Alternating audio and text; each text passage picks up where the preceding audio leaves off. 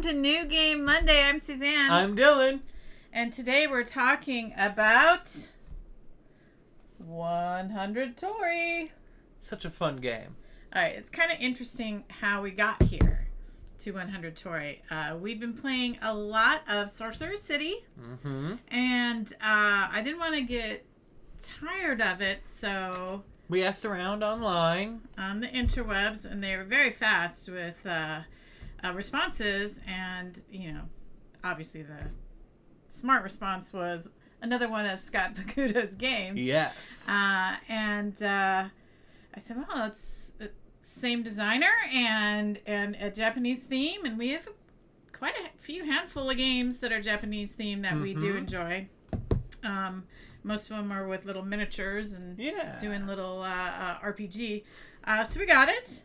And happy to say it took like the best of Sorcerer City and then gave it a unique twist with thrown in the Japanese theme. Yes. It's another tile placement game like Sorcerer City.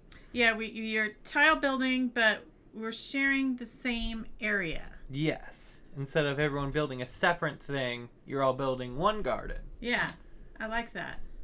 So the objective of this game is to have a journey through these gardens. The longest journey. The longest journey. And pass through as many tories as you can. Which are? Large gateways. Usually they're put in front of shrines in Japan. And while you're going through these, you're visiting landmarks and collecting tokens. And you're also getting help from various people who are in the gardens. Yes. And when you run out of tiles, whoever has the most journey points has the most enlightened experience. Wins. All right, so setup is always the same per player count. We did a 2-player count, so there is one red-backed tile, which is like the starter tile that has the 6 landmarks on it. And then you shuffle up the green tiles, and for the 2-player, we take 12 away. And deal 2 to each player. Face down, they're eyes only for the players. It is your deck, so to speak. Yeah, but your deck is always 2. You get 2 coins to start, Japanese coins. And then you set up next to the play area, you set up all the tokens. Now, you have... Well, let's go through what each one of these tokens are. Got it. You have the little fox statue, which is an Inari. You have your arched bridges. You have your lanterns, very nice stone lanterns. You have the... where'd they go? The stones. The Sekimori. These are basically do not enter signs in Japanese gardens. And then you have the stone basins. These are used for washing your hands. And finally, the lotus flowers. Because what Japanese garden is not complete without a lotus flower? Absolutely. So you have those set aside, and then you have your travelers or your visitors. You have the vendor. The vendor gives you the ability, if you discard one of your tiles, you can grab 2 more. And then at the end of the turn, you have to make sure you're back down to 2 tiles. And then you have the samurai. Who comes with a meeple. I know. He's so cute. And that's a pretty unique one. You place it next to a tile, and that means you cannot... No one can place anything there. Your microphone is in the way. Let's put it there. So that cannot... Nobody could put... I could not do that. Until somebody moved the samurai. And then we have the poet. Another fun meeple. All right. This is probably my favorite one because as you're traveling along, you're accruing these tokens of the landmarks, and you can either block by covering... He covers up a landmark. And you could either block the opponent's from getting that landmark, or cover up a different landmark to give yourself a longer journey. And then we have the Geisha. And the Geisha lets you play both your tiles. But you only score the second. And then you do at the end draw 2 because your hand's always up to 2. And then we have the Gardener. Who is my favorite character. Yes.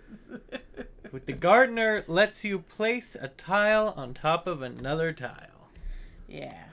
Tell you why he's good.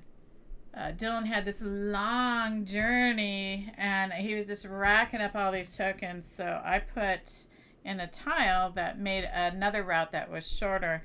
And he's like, nope. I placed it over it to maintain his. And put a nice little blocker piece in.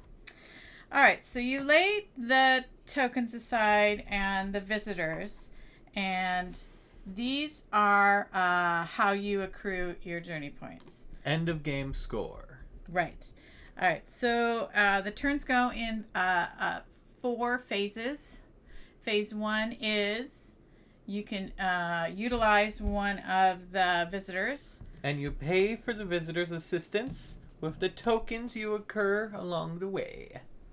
And then you place a tile. And then with placing a tile, you're expanding the garden.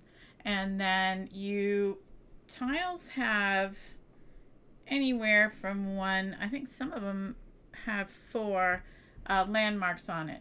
So when you place a tile, you have to be careful to make sure where the landmarks are, because they have a bigger icon so you can see it, and it might look like it's on either side, but smaller. It shows you where the actual landmark is. So then you claim that that's the landmark that you're choosing, and then you accrue the token for it. And then you see how long your journey is.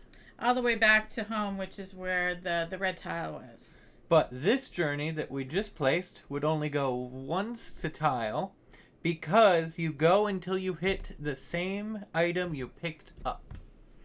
Which makes my poet very popular. Because then you can put the poet there and go all the way to the garden. But look at that. You passed through 2 Tories on the way there. One is red and one is blue. Yeah, I wonder what they do. All right, little bit of trivia. Red, because red is good luck and sacred, and blue, because they are metal and they turn like the bluish weathered color. Yeah. The red, when you pass through that gate, you collect the landmark that you've chosen. The blue one, you get to pick any other landmark. And we've had some of them where we've gotten like 5 and 5. That long one you were talking about earlier, it was 6 blue and 5 red. That was a good game. Okay, so you may utilize a visitor and then place a tile and then claim your achievement. So if you've collected 5 of one of the landmark tokens, it must be traded in back to supply. For the big pieces. And again, when you're at 10. Yes. And when you collect 5 of each, and then 3 10s, you get these. And that's the first person who collects it gets 5 journey points. And the next person who collects it gets 3. You can also claim, if you used a visitor, you may collect their token. And they're 2. And if you could use them twice, you flip it. And on the 3rd time, you get the big token. You get the large token. And only one person can get the large tokens. And there's only one other way to accrue victory points, and that is enclosing a path. So when you put it on tiles like that, it's got to be enclosed on both sides. That can be done twice, and then one person can do it a 3rd time. So there's the 2, which turns to 4. And then the 3. So that's the 4 phases of the turn. May use the visitor, lay the tile, claim your achievement, and then put your hand back up to 2. And you keep expanding the garden until you deplete The green tiles. Green tiles. And then everybody gets one more turn, even the person who picked up the last green tile. And at that point, you score up all the numbers in front of you. The small tiles do not matter in the end, except for tiebreakers. Yeah, the small tokens, whoever has the most decides the tiebreaker. And if it's still a tie, it's the large. Whoever has the most large. And if it's still a tie, you just live with a tie. Probable. It's a 1 to 4 player game, which means there's a solo variant. They say it's 45 to 60 minutes long. But we played it pretty fast. Yeah. I think the once more you people... get the hang of it, after a few playthroughs, it goes fast. But let's talk about the mechanisms that work for us. Yes. You love the chain reactions of making the very long trails. And I love the poet because sometimes I don't get a good card and I don't want to spend the landmark token to use the vendor to get 2 more cards, so I will use the poet to cover up a landmark to make it longer. I much more brute force it, and if I see something I don't like, I use the gardener to replace it.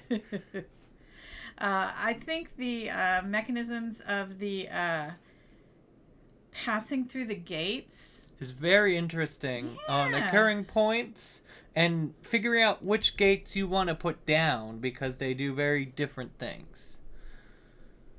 So that is the difference between Sorcerer City, because we are using it together, and there you have to be on offense as much as working together. Yeah, building. Because you all want the long pathway, however, you want the longest. So, what did you think? I enjoyed it. It's a lot less competitive and on edge as Sorcerer City. It's relaxing. The art style is amazing.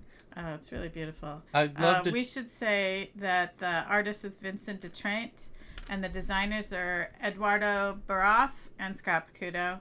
And this was a Kickstarter, and it is now Pencil First Games is where you find it.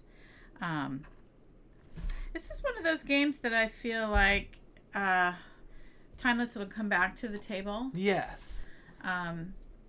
Whenever we go on vacation again, if we can go. We do like bringing games like this to play in the morning over coffee and tea. Much faster games than some of the heavier things we play. Yes. Though I think, because there's a lot of strategy that, we play heavier games, so for us it feels like a lighter game. But I think for people who do not play heavier games like us, that this would be a medium kind of game, because it's a lot of calculating, and you have to plan ahead. Yes, definitely. I definitely think this one's Nerds approved. Oh, absolutely. And I can't wait till we get more nerds over here so we can play it at the 4-player count. I know. Well, it's funny that our house is filled with Japanese figures and memorabilia. You were like 5 years old when your Uncle Jake showed you Spirited Away, and started teaching us about the Japanese culture, and we've slowly but surely been filling our house with it, and we think that this game really did a nice representation. It did. Edo era Japan. Of the culture. Well, I liked it. I loved it. Till next week. I'm ready to play it again. Thanks for watching New Game Monday at Nerdz Garage. Yes. See you next time. Bye.